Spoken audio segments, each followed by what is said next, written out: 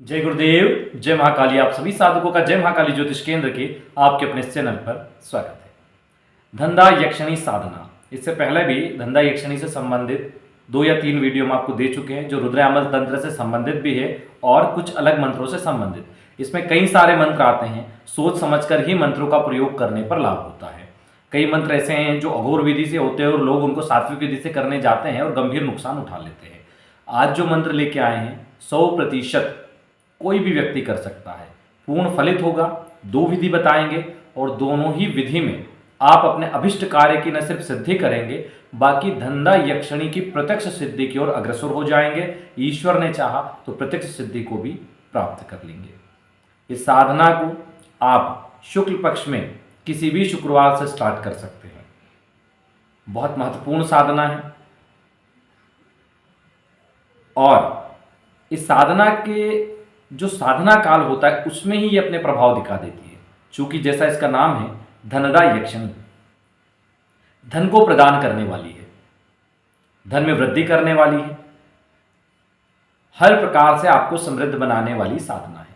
हालांकि रुद्रामल तंत्र का जो वीडियो हमने दिया था उसमें हमने कवच और स्तोत्र भी दिया है। जो भी व्यक्ति धंधा यक्षिणी साधना करता है, अगर वो संस्कृत थोड़ी बहुत पढ़ सकता है तो उसको कवच और स्तोत्र का पाठ करना चाहिए। नहीं पढ़ सकता तो बात अलग है, गलती होगी नहीं होगी इस चीज को नहीं देखना, आपको पढ़ना है भाव के साथ। तो कवच पहले पढ़े, फिर मंत्र जप करे, फिर स्तोत्र करे तो उसका लाभ बहुत अधिक होता है। नहीं कर सकते तो कोई बात नहीं। इसकी शुरुआत कैसे करनी है? शुक्ल पक्ष के किसी भी शुक्रवार को रात्रि 10 बजे के बाद। ये साधना घर के एकांत कमरे में, जब तक साधना काल चले वहां पे कोई और ना आए, पहली चीज। दूसरी चीज, इसको नदी किनारे, किसी पहाड़ की चोटी पर, तीनों में से किसी भी जगह किया जा सकता है और ये पूर्ण फलित होगी। इसके मंत्र का ही इतना प्रभाव है। आपको इसमें लाल वस्त्र धारण करना है, बाजूट पर भी लाल ही वस्त्र बिछाना है, लाल आसन होना चाहिए, उत्तर मुखी हो, और घी का दीपक आप प्रज्वलित करें। ये पहली विधि बता रहे हैं, इसके बाद दूसरी विधि बताएंगे। इसमें आप चाहें तो अखंड ज्योत चलाएं, चाहें तो साधना काल में, साधना काल तक ही चला ले दीपक। जितनी देर आपकी साधना चले, फिर दूसरे दिन पुनः इसको धो के आप प्रयोग कर सकते हैं।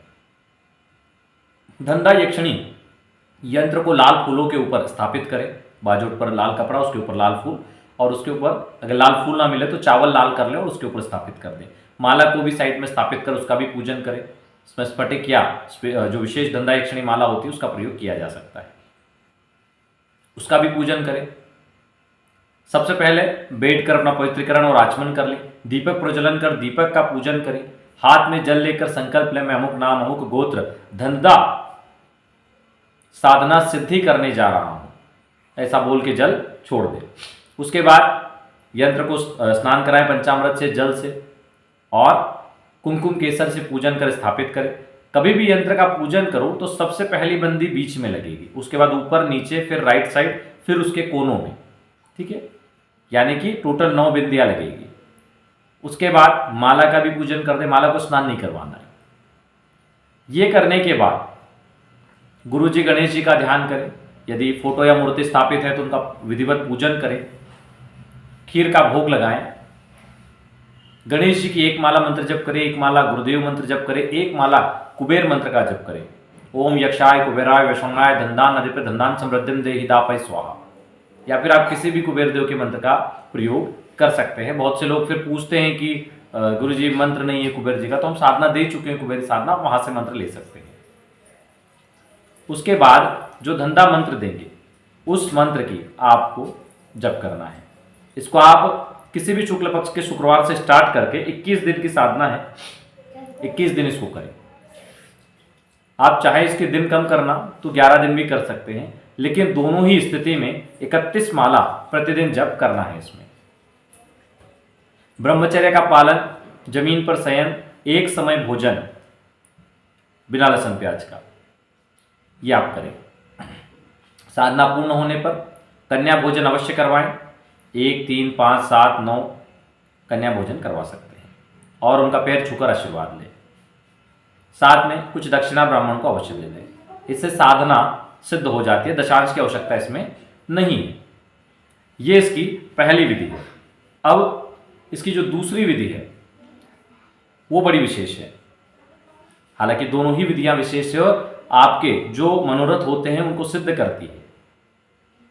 धंधा सिद्धि होने पर जीवन में धन का अभाव नहीं रहता, आपकी व्यवस्थाएं होती रहती है, आपका धन कहीं ना कहीं से आता रहता है, धन प्राप्ति के मार्ग खुल जाते हैं।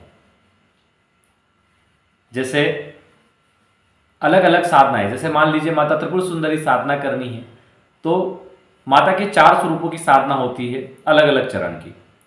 माता के पहला स्वरूप है बाला त्रिपुर सुंदरी, जिनके 4 लाख मंत्र जप अनुष्ठान है, जिससे व्यक्ति को धर्म में अडिगता मिलती है, वो धर्म से कभी भटकता नहीं है। कभी कभी लोगों के पास संपत्ति और शक्ति आने के बाद वो भटक जाते हैं, लेकिन जब ये साधना हो जाती है तो आप धर्म में अडिग हो जाते हैं। उसके बाद षोडशी साधना की जाती है, जिससे कि धन आना शुरू हो जाता है, धन के कई रास्ते खुल जाते हैं, अकस्मात धन लाभ होना शुरू हो जाता है। इसका प्रभाव तो आप करते तो 1 महीने में ही दिख जाता है। उसके बाद इसके जो मंत्र जप अनुष्ठान है वो 16 लाख है, क्योंकि इसमें 16 जो बीज मंत्र है तो 16 लाख मंत्र का अनुष्ठान है। उसके बाद इसमें माँ राजराजेश्वरी साधना की जाती है, 21 लाख मंत्र जाप अनुष्ठान। इससे राज्य पद प्राप्त होता है, आप कहीं मुखिया बन जाते हैं, विधायक, मंत्री या कुछ भी बन सकते हैं, कोई बड़ा पद प्राप्त हो जाता है। और उसके बाद अंत में मोक्ष के लिए माँ ललिता महात्रिपुर सुंदरी साधना की जाती है। तो इस प्रकार इनके अनुष्ठान पूर्ण किए जाते हैं। तो साधना में जिस साधना को कर रहे हैं उसको समझ लेना बहुत अच्छा है। धंधा साधना आपको धन से संपन्न करती है। जैसे माता के 4 स्वरूप अलग अलग चीजें आपको प्रदान करते, कोई धर्म, कोई अर्थ, कोई काम, कोई मोक्ष, अलग अलग वरदान देते 4 स्वरूप। उसी प्रकार धंधा साधना आपको धन से संबंधित वरदान देती है, जिससे कि हमेशा धन आपके पास आता रहे, उसकी निरंतरता बनी रहे। इसीलिए धंधा साधना धन देने की प्रमुख साधनाओं में कही गई है। और चूंकि यक्षिणी साधनाएं बहुत तीव्र गति से धन प्रदान करती है, हमने इससे पूर्व यक्षिणी आदि मुद्राएं बताई है, पूर्व के वीडियो में आप देख सकते हैं। आप किसी साधना में जितना अधिक अपना योगदान देंगे उतने लाभ और सिद्धि की अधिकता है। आप सही वस्त्र आसन यंत्र का प्रयोग करें, सही नियमों का पालन करें, कठोर नियमों का पालन करें, मुद्रा का पालन करें। जब आप बहुत सारे नियमों का पालन करते हो तो लाभ तो होगा ही। अब आ जाते हैं दूसरी और इसकी जो प्रमुख विधि है उस पर। शुक्रवार से ही स्टार्ट करना है, आप चाहे तो पुष्य नक्षत्र में भी स्टार्ट कर सकते हैं अगर वो शुक्ल पक्ष में है। उसके बाद इसी प्रकार आपको आसन, कपड़े, वस्त्र रखना है, सब कुछ ऐसे ही होगा, संकल्प भी ऐसे ही होगा। इसमें भोग प्रतिदिन आपको खीर का लगाना है। अगर खीर प्रतिदिन नहीं रख सकते तो मीठा भोग लगेगा और 1 कटोरी भोग लगाना है। 41 दिन की ये साधना है और वही 1 कटोरी ही आपको भोजन खाना है, उससे ज्यादा आपका भोजन नहीं होगा, पहली चीज। दूसरी चीज, जब आप स्ट्रेट बैठ गए और मंत्र जप करने लग गए तो आपका शरीर ना नीचे जाएगा ना ऊपर होगा, एक जैसा रहेगा जब तक 31 माला पूरी ना हो जाए, आप हिलेंगे नहीं। ये करने के बाद आप 3 माला से जो पुष्प होते हैं उनकी पंखुड़ियां तोड़ के रख लें, लाल पुष्प हो तो ज्यादा अच्छा। प्रत्येक पंखुड़ी उठाकर 3 माला से आप उस यंत्र पर मंत्र बोलते हुए फूल चढ़ाएंगे। उसके बाद पूजन, अगर स्तोत्र आपने वहां से ले लिया है तो स्तोत्र पाठ करें और उसके बाद आप जो भी खीर या मिठाई का भोग ग्रहण करेंगे सिर्फ वही ग्रहण करना, उसके अलावा कुछ नहीं पूरे साधना काल में। मोबाइल का उपयोग लगभग नाम मात्र होना चाहिए कि आपको दिन में केवल आधा या 1 घंटा मोबाइल लगाना है। जिनको फोन चालू करे, जिनको लगाना है लगा दे, अन्यथा घर में आप किसी को दे दे कि साधना काल में मुझे ना दे। हाँ, आप अपने कार्य कर सकते हैं लेकिन उसमें लोगों से बातचीत कम से कम हो। अगर मौन व्रत हो सके तो बहुत अच्छा। कहने का मतलब है लोगों से संपर्क कम हो। बहुत से लोग कहते हैं कि 41 दिन बहुत ज्यादा हो जाते हैं, तो हम लोग गृहस्थ हैं, काम भी करने पड़ते हैं, तो हम कैसे इस साधना को करेंगे। वे लोग इस साधना को 11-11 दिन करके भी कर सकते हैं। 11 दिन का एक अनुष्ठान कर लें, फिर आप गैप ले लें और फिर चाहे तो अगले महीने अनुष्ठान कर लें। बहुत से लोग कहते हैं कि गृहस्थ सिद्धि को कैसे प्राप्त करें, एक सिद्धि करते हैं फिर दूसरा वीडियो देखते हैं फिर भटक जाते हैं। ऐसा नहीं, आप जब एक चीज पे पीछे पड़े हैं तो आप कर लीजिए कि महीने में मुझे 8 दिन, 7 दिन, 11 दिन यही साधना करनी है, आप उसी को करिए। इससे होगा क्या, आपने जब इस बार साधना को की, आपको अगली बार कमियां नजर आएगी। आपने कमरे में सफाई कम रखी है, आपने अखंड जोत नहीं जलाई है, आपने कोई ना कोई कमी रखी है, आपने कोई ना कोई आलस्य किया है, तो वो कमियां धीरे धीरे हटती जाएगी आपकी और आप बेहतर से बेहतर करने लग जाएंगे। जब आप बेहतर से बेहतर करने लगेंगे तो साधना सिद्धि की ओर अग्रसर होंगे। साधना की प्रत्यक्ष सिद्धि इस समय केवल हठ योग से संभव है। आप उसके प्रत्यक्ष लाभ तो उसकी साधना करके ले ही लेंगे। आप चाहे कितनी गलतियां कर दे, अगर आपने साधना की है, मंत्र का सही जाप किया और थोड़े विधि विधान सही किए, कोई बड़ी गलती नहीं की है, तो साधना सिद्ध होती है, उसके फल मिलते ही। लेकिन प्रत्यक्ष सिद्धि आपको तभी प्राप्त होती है जब इस साधना के उच्च स्तर पर पहुंचने के बाद आप हठ योग पे अड़ जाएं। कहते हैं ना, हम किसी व्यक्ति को मनाने जाते हैं, नहीं मानता नहीं मानता, तो हम थोड़े टाइट हो जाते हैं, तो कैसे भी इसको अब मनाना है तो वो मान जाता है। तो वैसे ही साधना में जब हम साधना करके दैविक शक्ति को मना लेते हैं, उसका ध्यान अपनी ओर आकर्षित कर लेते हैं, फिर हम कठोर हो जाते हैं। हम उसकी फूल अर्चना करते हैं, मंत्र जप करते हैं, उसके निमित्त हम हवन भी कर देते हैं, उसके निमित्त लगातार हम कोई ना कोई क्रिया कर रहे हैं। वो शक्ति प्रसन्न हो जाती है और अंत में हम हठ योग पे आ जाते हैं। हम केवल जल पर रहकर साधना कर रहे हैं। हमने कुछ समय बाद जल का त्याग करके साधना की, वो शक्ति विवश हो जाती है आने के लिए, क्योंकि ऐसे भक्त को कौन भगवान खोना चाहेगा जो उन्हें प्राप्त करने के लिए कठोर तप कर रहा है। भगवान भी ललायित होते हैं, देव शक्तियां भी ललायित होती है ऐसे भक्त प्राप्त करने के लिए जिनकी ऐसी निष्ठा होती है, ऐसी तपोबल होता है, तो वो भी ऐसे भक्तों के लिए तरसते हैं, तब जाके सिद्धि होती है। अब मान लीजिए आप ही देव शक्ति से संपन्न होते, तो आप ऐसे ही थोड़ी ना किसी को वरदान या सिद्धि प्रदान कर देते, ऐसे ही थोड़ी किसी को दर्शन दे देते। आप उस व्यक्ति को दर्शन तभी देते जब आपको लगता कि वो लाखों में एक है, वो इतनी कठोर तपस्या कर रहा है कि कोई अन्य नहीं कह सकता। बहुत से लोग साधना करते हैं, हमने साधना की 41 दिन की, हमें अनुभव हुए लेकिन कुछ दर्शन नहीं हुए। तो भाई आपने विशेष किया क्या? ऐसे तो हजारों लोग करते हैं, हजारों लोग ऐसी साधना करते हैं, तो सबको ही दर्शन हो जाएंगे, सबको ही सिद्धि हो जाएगी। आपने विशेष क्या किया? आपने अपनी साधना में क्या हठ योग किया, क्या कठोरता लाई, क्या दूसरों से भिन्न किया? भाई जो बताया वो तो हजार लोग कर रहे हैं, उससे भिन्न आपने क्या किया? आप में शक्ति को प्राप्त करने की, उसको देखने की, उसको समझने की क्या जिज्ञासा थी? क्या आपके अंदर भूख थी उस ज्ञान को प्राप्त करने की? ऐसा तो कुछ विशेष था नहीं। और जब विशेष था ही नहीं, जब आप विशेष है ही नहीं, जब आप भी आम हैं, तो भला वो शक्ति क्यों आएगी आपके पास? वो शक्ति क्यों दर्शन देगी? एक उदाहरण देते हैं। एक बार की बात है, एक साधक बैठे थे, और ये 100% सत्य है जो घटना हम आपको बता रहे हैं, कि एक साधक एक साधना पे बैठे थे और नए नए साधक थे, बहुत उत्सुकता थी और उनकी कुछ स्थिति ऐसी थी, करो या मरो की स्थिति, कि अब सामने कुछ नहीं है। तो एक ऐसी जगह पर बैठे जो काफ़ी सुनसान थी, और उन्होंने वहाँ पर साधना की और उन्होंने कहा कि आज करो या मरो की स्थिति है, देवी शक्ति तुझे आना ही पड़ेगा, मैं नहीं जानता तुम कौन हो। और उन्होंने साधना की और शक्ति आई वहाँ पे, शक्ति आई वहाँ पे, और वो स्तब्ध हो गए, वो उसे पहचान नहीं पाए।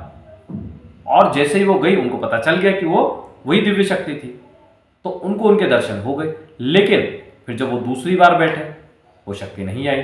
तीसरी बार वो शक्ति की कृपा लगातार बनी रही, आज भी बनी हुई है, सब काम सिद्ध होते हैं, उनके कहे गए काम सिद्ध होते हैं, जो बताते हैं उस, लेकिन वो शक्ति के दर्शन नहीं हुए। तो उन्होंने पूछा कि क्यों हुआ?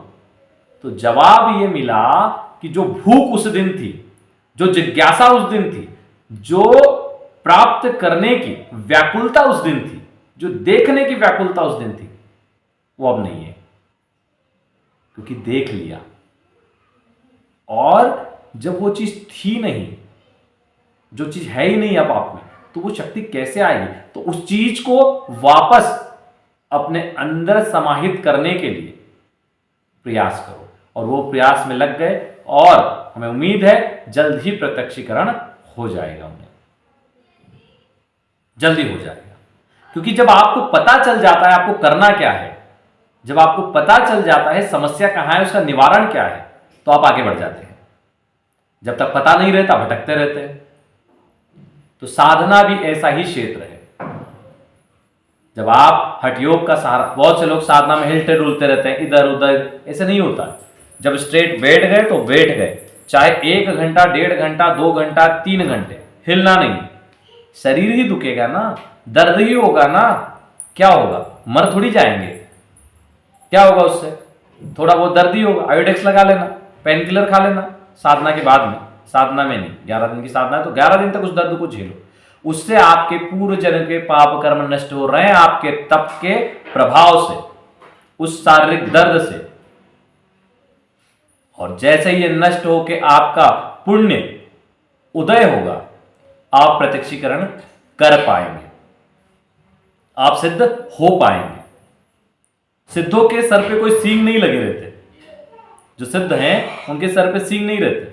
हम कई ऐसे आदमी हमारे पास मिलने आते हैं, कई ऐसे विशिष्ट लोग मिलने आते हैं जिनकी सिद्धियों से हम खुद आश्चर्यचकित हो जाते हैं।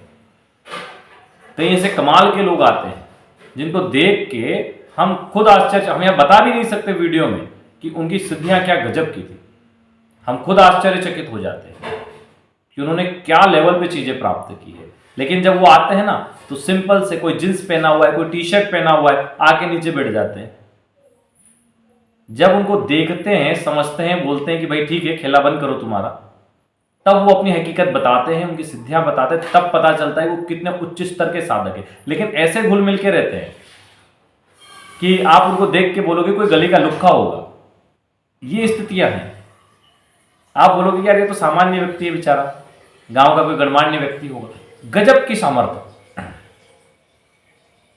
तो उनके सर पे कोई सींग नहीं रहते। हर किसी का अपनी विचारधारा है, उसको कैसे रहना है, उसको जनता के सामने आना है, नहीं आना है, उसको अंडरग्राउंड रह के अपने काम करना है, उसको किसी को अपनी चीजें दिखाना नहीं है, किसी को दिखावा करना है। तो बहुत सारे अलग अलग विचारधारा के लोग हैं। सिद्धि प्राप्त होने का मतलब ये नहीं हो गया कि भगवान से एकीकार हो गया। सिद्धि प्राप्त होने का मतलब हो गया कि एक और जंजाल हमने ले लिया। अब ये चीज हमेशा समझ करें, जैसे हमारे दिमाग में हमेशा ये चीज रहती है कि ईश्वर ने हमें भेजा है, हम सिर्फ कठपुतली हैं। कहीं हम ये ना समझ बैठे हैं कि जो हम हैं वो हकीकत है, क्योंकि ये हकीकत नहीं है, ये केवल उस परमात्मा का एक नाटक है। तो जब ये चीज हम लेके चलते हैं तो चाहे अच्छा हो या बुरा हो, हमें पता ही ये नाटक है, तो फिर फंसोगे कैसे। तो इन चीजों को जब लेके चलोगे, कर्म तो सबको करना है। आप योग वशिष्ठ पढ़ोगे तो इस विषय पे आप लोगों को बहुत जानकारी मिलेगी। योग वशिष्ठ पुस्तक मिल जाती है, आज तो इंटरनेट पे भी उपलब्ध है, यूट्यूब पे भी उसके बहुत सारे ऑडियो आप सुनोगे तो मिल जाएंगे। करीब 30-40 वीडियो हैं उसके, तब जाके पूरी होती है, तो ऑडियो हैं, तो उनको सुनोगे आप तो आपको समझ में आएगा कि जो चल रहा है वो क्या है। लेकिन सब कुछ नहीं होने पर भी है। हमें पता है कि किसी का कुछ रिजल्ट नहीं है अंत में, लेकिन फिर भी कर्म करना है। भगवान ने सृष्टि की रचना ही ऐसे की है। हालांकि ये शब्द सबको समझ में नहीं आएंगे, जिन्होंने योग वशिष्ठ पढ़ा है उन्हीं को समझ में आएंगे। ये भगवान राम और महर्षि वशिष्ठ के बीच में हुए संवाद है जो आपको समझ में आएंगे। खैर, इस स्तर पर लोग बहुत बाद में जा पाते हैं, जब वो सिद्धि प्राप्त करके उनकी स्थिति ये हो जाती है कि ठीक है अब कुछ है नहीं, क्या मतलब है, तब वो स्थिति आती है आपकी। जब तक व्यक्ति पास कुछ नहीं है तब तक तो उसके ऊपर, उसके पास जो है ना, प्राप्त करने की इच्छा प्रबल रहती है। तो आप पहले प्राप्त करिए, साधनाओं को करिए, उनके लाभ लीजिए, जीवन में सफल होइए, धार्मिक कार्य करिए, अपने धन को अच्छे कार्य में व्यय करिए, दान की प्रवृत्ति को लाइए, अच्छी जगह भूखे को भोजन करवाना, मंदिर आदि निर्माण में सहयोग करना, इस प्रकार से धार्मिक कार्य करें, अवश्य ही लाभ होगा। गौ सेवा सभी लोग करें, जहां भी मौका मिले। कोई गौ माता बीमार आदि हो तो अवश्य ही धन खर्च करके उसका इलाज करवाएं। हमारे कई ऐसे मित्र हैं जिनकी मेडिकल वगैरह की सुविधाएं हैं, या जो और भी हैं, वे लोगों ने अपने अपने स्तर पर सेवा रखी है। किसी की मेडिकल है तो उन्होंने आवारा पशुओं, कुत्तों या गौ माता जो आवारा घूमती रहती है रोड पे, उनके लिए टोटल मेडिसिन फ्री रखी है कि आप कहीं भी हो, आपको लगता है कोई बीमार है, आप लेके जाओ, आप ट्रीटमेंट करवाओ। कुछ डॉक्टर ऐसे जो फ्री में इलाज कर रहे हैं वहां पे। तो ये जो जन कल्याणकारी भावना है, अभी लोग क्या करते हैं, आपने कोई विद्या सीख ली तो आप स्वार्थी हो जाते हो, उससे केवल स्वार्थ सिद्ध करते हो। लेकिन उससे परमार्थ भी तो करो, उससे आप परमार्थ भी तो करो। हमसे बहुत से लोग जुड़े हैं, यहां से अपनी कुंडली का विश्लेषण करवाते, ऑरा स्कैनिंग करवाते हैं, पूजन सामग्री मंगवाते हैं। तो क्या उस आने वाले धन को हमने हमारे ऊपर खर्च करना चाहिए? क्योंकि हमारी तो इच्छा ही मृत हो गई है, हम क्या खर्च करेंगे? वो ज्यादातर धन मंदिर निर्माण में, मंदिरों से संबंधित कामों में, भंडारे में चले जाता है। अभी फिलहाल एक मंदिर निर्माण हो रहा है, उसकी सारी सामग्री आई है, अभी 2-3 दिन लगत उनकी पूजा है, प्राण प्रतिष्ठा है। उससे पहले माँ जगदम्बिका का मकालरात्रि का मंदिर निर्माण हुआ। अभी आने वाले समय में कुछ और जगह मंदिर निर्माण है, कुछ जो मंदिर पुराने हैं वो जीर्ण हो गए हैं, उन्हें फिर ठीक करना है। तो धन या हमारी जो विद्या है उससे अगर हम कोई धन अर्जित कर रहे हैं उस पर हमारा हक नहीं है, हमारा उतना ही है जितना हमारा चल जाए, परिवार का चल जाए। बाकी वो सारा धन दैविक कार्यों में खर्च होना चाहिए। जहां जैसे कहते हैं ना, एक पेड़ लगा दो या एक पौधा लगा दो फूल का, आप रहो ना रहो उसके फूल भगवान को चढ़ते रहेंगे और आपके पुण्य में वृद्धि होती रहेगी। तो उसी प्रकार जब आप कोई मंदिर निर्माण में सहयोग देते हो, कुछ करते हो, तो आपके पुण्य में लगातार वृद्धि होती जाती है। और जीवन बहुत छोटा है, आप चाहे 2 रुपए का, 10 रुपए का, 100 रुपए का जहां सहयोग कर पाओ जरूर करो। ये सहयोग छोटा नहीं होता है, बूंद बूंद से घड़ा भर जाता है। आप जो भी सहयोग करोगे वो सहयोग ही है। हो सकता है 99 रुपए थी, आपका 1 रुपया देने पे वो 100 रुपए हुए। तो सहयोग होता है, कोई छोटा बड़ा नहीं होता। हर व्यक्ति को अपने सामर्थ्य के अनुसार करना चाहिए। चलिए आज के लिए इतना ही। मंत्र को आप स्क्रीन पर नोट कर लीजिए। जय गुरुदेव, जय महाकाली।